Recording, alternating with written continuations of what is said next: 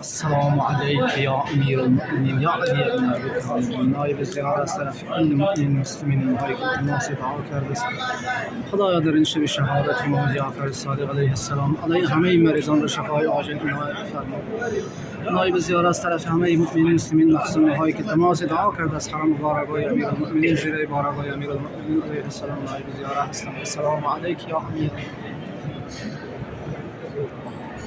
من برای سهر صحبی بارگاه فاطمه الزهرا سلام الله علیها.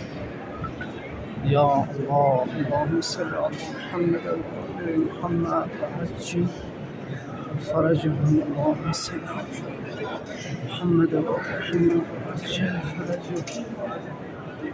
شادان شب بارانی که هست هم بارانم میبارد. حرم را به خاطر شهادت امام جعفر صادق علیه السلام سیاه‌پوش کرده. السلام علیک یا امیر المؤمنین. السلام علیک یا امام جعفر الصادق. السلام علیک یا امیر المؤمنین. یا الله خدایا همه مریضان را شفای عاجل عنایت بفرما. خدایا خداوندا خیر اسلام به پیشا خود اسلام را خیر ختم بفرما. السلام علیکم یا امیر المؤمنین. خدایا کل مؤمنین مسلمین را تو حافظ بفرما. خدایا کل مؤمن مسلمین را مریضانشان را شفای عاجل عنایت بفرما. السلام علیک یا امیر المؤمنین.